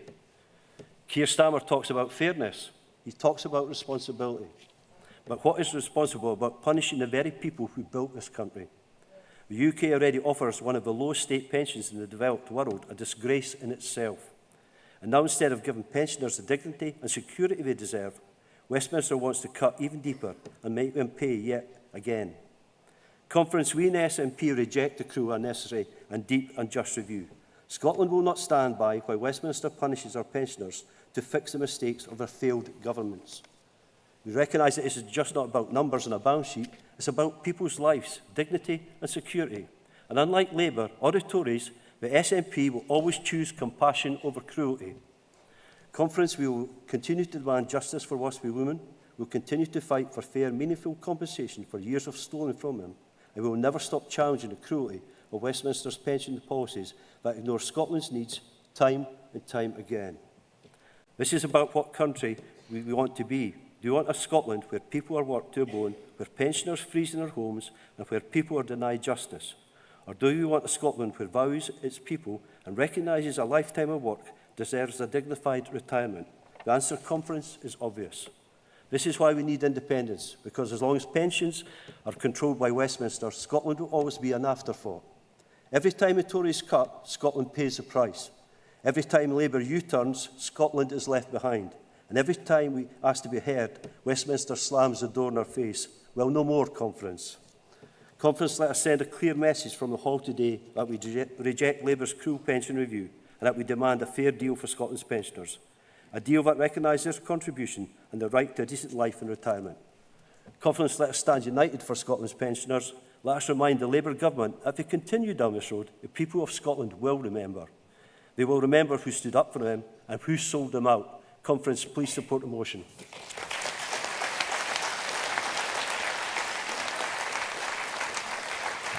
Thank you, David. And can I invite Marie McNair, MSP for Clydebank, to come onto stage? And after Marie, we'll hear from Katrina C. Clark. You've got 3 minutes, Marie. Thank you, Convener. Good morning, Conference. Actually, good afternoon, Conference. Friends, I'm pleased to second this motion. Westminster have failed pensioners and will continue the same path. Under their watch, the UK has the worst state pension in the developed world. And to make matters worse, Labour's pension review will force people to work longer before they access the state pension, an inadequate pension, and forced to work longer to receive it. No compassion, no vision, no answer to the needs of the older people in Scotland. A UK system with no ideas and out of time. An establishment that views pensioners retiring as a burden and not a right. We only need to look at how they've treated WASPy women. Thousands of women across Scotland who have failed by the Labour government that promised security but delivered silence. The WASPy women born in the 1950s, they worked hard, paid hard and planned for retirement only to have the rules changed with little or no warning. In Scotland alone, over 330,000 women were affected. The Labour government betrayed the WASPy women who have worked tirelessly their whole lives and who have left struggling to make ends meet. Over 300,000 WASPy women in the UK have died waiting for compensation, and they just don't have time. That's one woman every 13 minutes. Every 13 minutes, another life ends without justice. And that's not just a statistic, it's a Westminster-made disgrace. It's the very definition of justice delayed is justice denied. And Labour made promises to them. We all remember that. We saw the photos spewed out by the Labour spin machine. We saw their friends in the media lap it up. But after this con to get women's votes, Labour did nothing for them, absolutely nothing for them.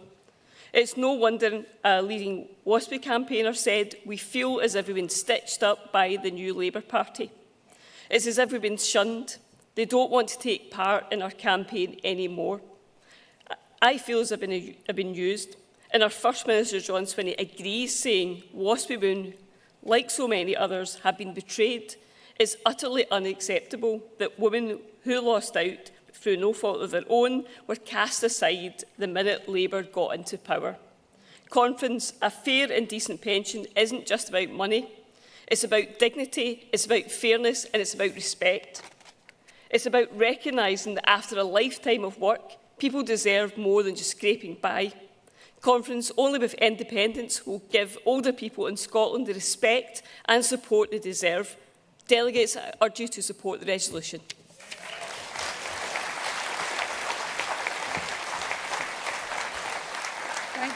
Thank you, Marie. And can I invite Katrina Clark, who's from the Bonnybridge and Larbert part of the world. And I'm reliably informed that Katrina's a waspy woman. So, Thank you. So get tore in. Thank you, Conference. Yes, I am a waspy woman. I worked for 51 years. And I don't want to go too much into the waspy because you've heard the situation. Just to say we mustn't forget that it's not just the politicians I want to remember about right now. I want to remember the Ombudsman. The Parliamentary Ombudsman reported in 2024 that waspy women should be collecting their compensation and recommended compensation, and all parties in the Parliament should respect the findings of the Ombudsman, but that hasn't happened, as we all know. I now want to move on to my working life. I worked in the construction industry most of my life, but the heaviest thing I pushed was my pen, followed by the heaviest thing I lifted was my cup of coffee, which always was the top of the agenda every day. However, there are those that are out working, keeping the infrastructure of our country going every day in all weathers, be it the sunshine, which we get now and then, or the freezing cold. They can't decide whether they're going to their work because of the weather. They're out there keeping the infrastructure of our country running every day. So where do they come into this? 68? That's absolutely ridiculous. How can they expect somebody to work in those conditions till they're 68? It's a complete nonsense, an outrage, and we shouldn't be putting up with it. The people of Scotland don't deserve this. We haven't got a life expectancy of some parts of the UK, and we need to get that looked at and respected by those that are doing the reviews. The easiest way to deal with it is just devolve all welfare to Scotland, and that's what I want to see. The sooner the better. Those in the construction industry haven't got time on their side to wait for this review to take place. And unfortunately, the Labour government we've got, the changes they are making are detrimental to Scotland, and we all know that. So I want us all to bear in mind, all those that are keeping the infrastructure of our country running while we're discussing pensions, because they need to be respected. And remember, yes, I am a waspy woman. Thank you.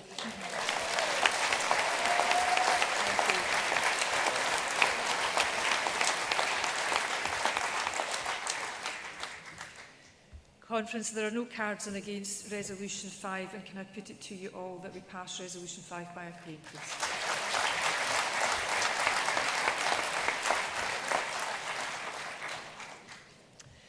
So, friends, today is an important day. This will be the first time a General Secretary of the STUC has addressed SNP Conference from the main stage. The SNP is the party of workers' rights, and we have a proud record of protecting and enhancing the rights of workers in Scotland. Trade unions are a vital part of our democracy, and it is fantastic to have one of Scotland's key trade union voices address us today. Friends, it's a very great honour to introduce the General Secretary of the STUC, Ros Foyer.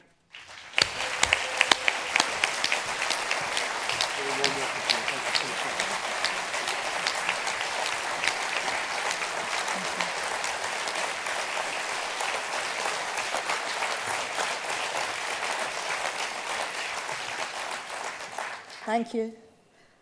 Conference convener, Ros Foyer, General Secretary of the STUC, first time speaker at this conference. And friends, I want to start by thanking you for inviting me to address your conference today. And I address you as a representative of over 550,000 workers who belong to Scotland's trade union movement. And on behalf of those workers, I welcome the approach from every single SNP First Minister since you formed the Scottish Government to treat trade unions as critical, respected partners in the business of that government. And I also welcome that one of the first actions of your current First Minister, John Swinney, when he took up office last year, was to engage directly with the STUC. He wanted to hear firsthand what issues mattered most to the workers of Scotland, from public sector pay to the cost of living crisis to Grangemouth. And for us, that's really critical to have a First Minister who understands the role trade unions have in the tapestry of Scotland, one who understands that trade union issues are the issues that matter to the people of Scotland. And over recent years, your government has addressed many of those issues. The government has increased the Scottish Child Payment that's lifted thousands of people out of poverty, and that is a trade union issue. You've taken a rail operator into public ownership and ended peak fares, and that is a trade union issue. Last month, you introduced an absolutely groundbreaking furlough scheme at Alexander Dennis to protect jobs and protect our industry, and that is a trade union issue. And your progressive income tax changes have raised an additional £1.7 billion in revenue to spend on supporting people in poverty and defending our creaking public services, and that too is a trade union issue.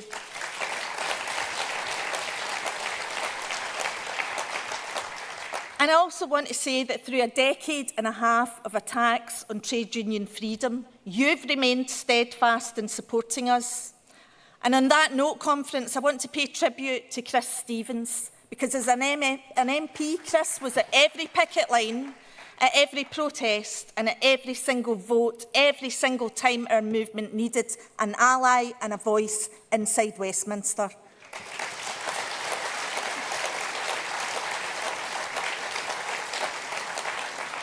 And now, with Scotland's long-standing commitment to fair work and the UK Government's new Employment Rights Bill coming in, we can look forward with some hope to a country where decent rights for workers can again become a driving force for dignity and economic growth.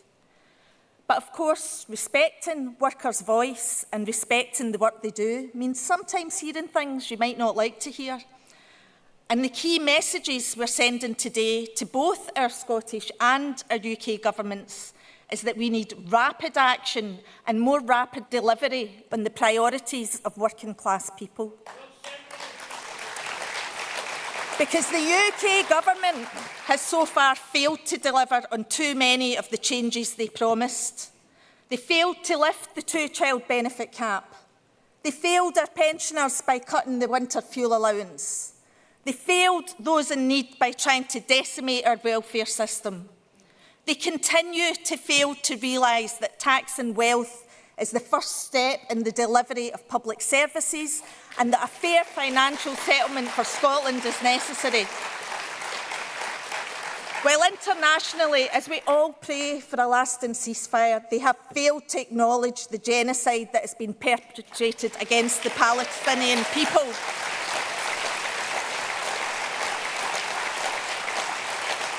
In Conference, when governments fail to act, there are consequences. The people of Scotland are demanding better. They want to see the changes that were promised to them. And we in the trade union movement will not stand silent while austerity continues to cause carnage in our working class communities. And working people are feeling forgotten and betrayed.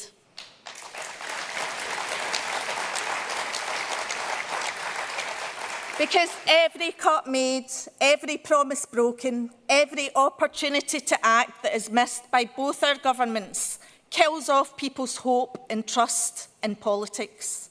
It poisons our democracy, and unfortunately it is a gift to the far right. And I want to be clear, cuts are cuts and we condemn them, whether the source of that decision lies with Holyrood or Westminster, and without fear or favour.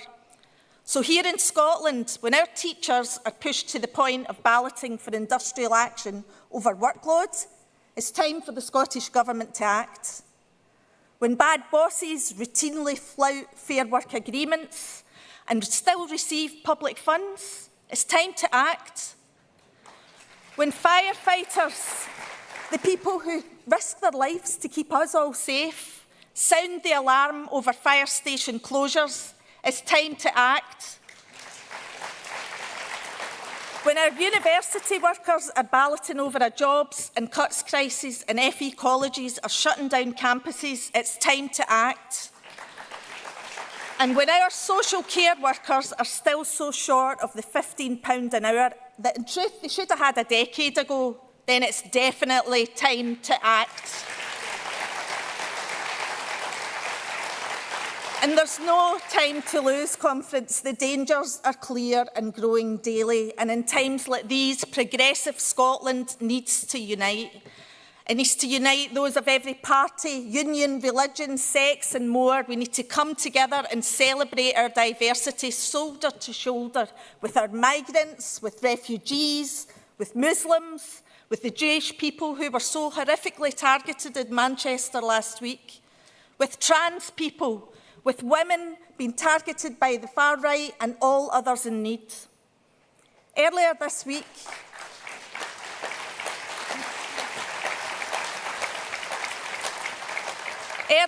week, Conference, I was proud to join a platform of women from across Scotland, including Councillor Nadia El Nakla and former First Minister Nicola Sturgeon, at the launch of the Women Against the Far Right campaign.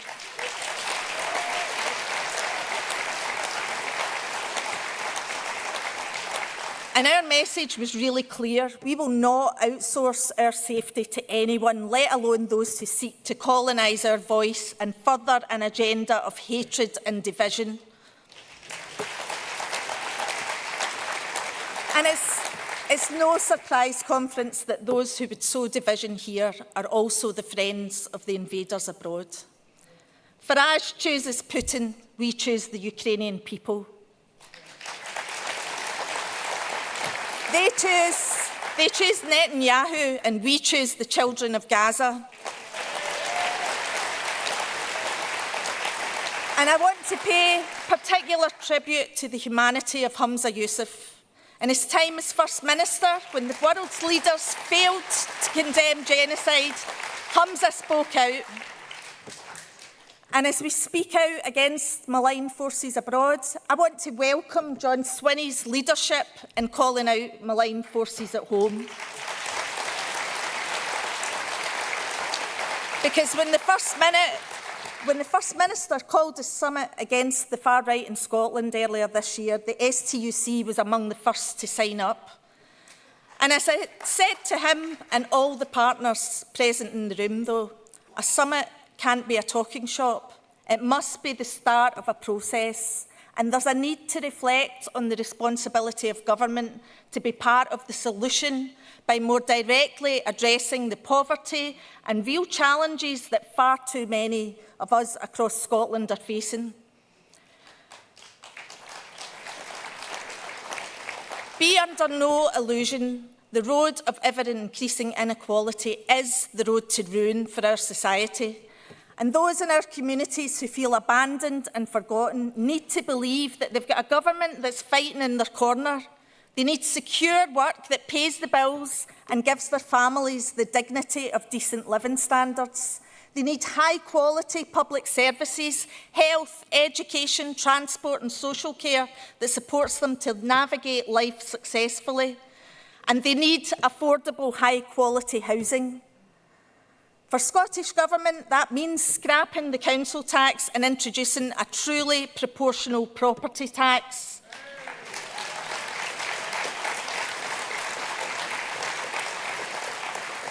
And it means introducing specific wealth taxes that can happen here and now within the current powers of the Scottish Parliament. This week conference, the STUC, alongside Tax Justice Scotland, revealed the staggering extent of the wealth gap, with just 5 families in Scotland having as much wealth, almost £20 billion, as a quarter of our population. While a mere 2% wealth tax on Scotland's 10 richest families could raise almost £500 million. That equates to almost 13,000 nurses or 17,000 home care workers. Now, almost 80% of Scots support a wealth tax, and we need a Scottish Government to embrace popular, progressive policies like these. With these levels of inequality, the days of politicians being all things to all people have gone. Our people need politicians who are prepared to stand up against the bosses and the billionaires.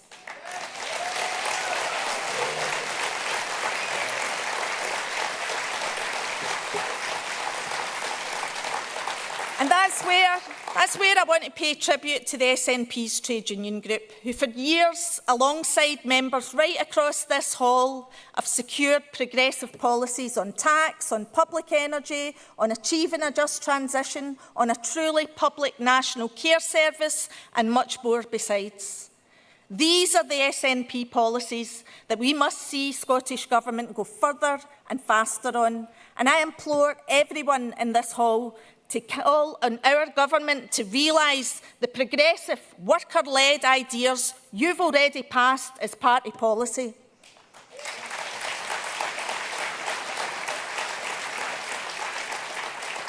Because if we do that, we realise a just transition for Scotland's workers, based on a fully formed industrial strategy that strengthens our supply chain and prioritises domestic manufacturing.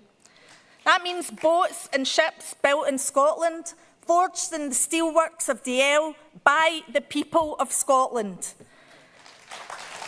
It means fully backing nationalised industry and giving a direct award such as the Lord of the Isles ferry contract to Ferguson Marine, which will bring longer-term benefits for the wider community in Inverclyde. And we know that Scotland needs the power to do better. We need stronger powers over borrowing, over migration, over employment and over taxation, and much more. Of course, there's different views across our movement, and yes, even across yours, on how such powers are best delivered. But I've got no hesitation in saying this. Whatever the constitutional future of Scotland may hold, it must be the people of Scotland who decide.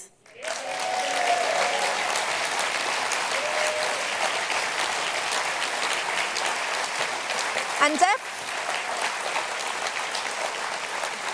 if the question of self-determination arises again, if there is a pro-independence majority in the Scottish Parliament, then it is for our Parliament, Scotland's Parliament, to hold that referendum if it so chooses.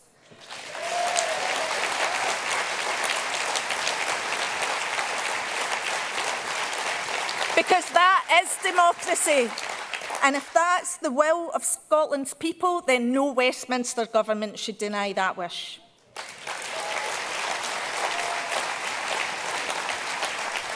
But whatever happens about our constitutional future, our people can't afford to wait any longer.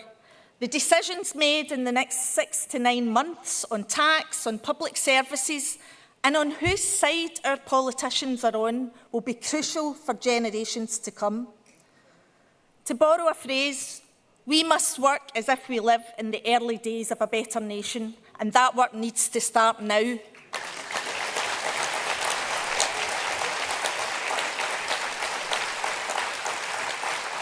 So on the 25th of October in Edinburgh, the trade union movement, alongside the Poverty Alliance and the whole of Civic Scotland, will be coming together to demand better. And our Scotland demands better march and rally. We're uniting the people to demand the changes that we need to build a society where everyone can thrive and prosper. This powerful coalition will reject the politics of hatred and division, but we are absolutely demanding radical change and an urgent shift towards the politics of delivery. And we need you too. We need everyone in this hall and everyone across Scotland to rally together in unity against those that want to divide us. And that's my closing message to you. When we come together, working people possess more power than we dare to realise.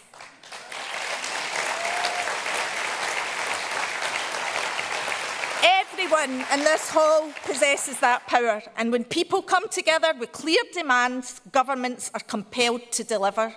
Scotland already has the wealth, we already have the talent, we have the resources to build a fairer, greener and more equal nation. If you share in that vision, then get involved. Let's make October the 25th the day that we unite all working people across Scotland who want a more progressive Scotland, where every person and every community prospers, and let's march forward together. Solidarity, and thank you, Conference. Thank you.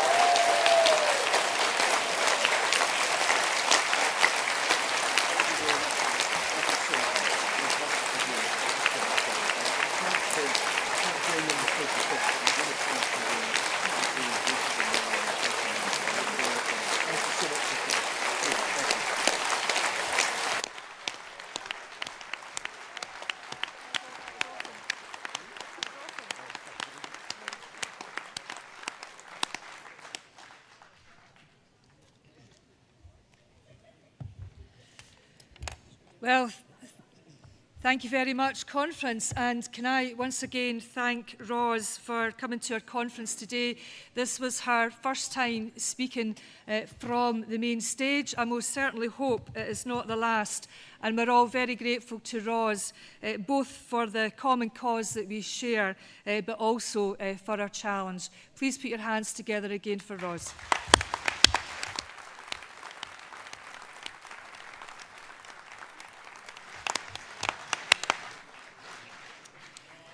Now, I can see people are quite clearly ready for their lunch. I'll just make one plea. Please be back 2 p.m. sharp. We've had a great morning and we're looking forward to an excellent afternoon. Thank you.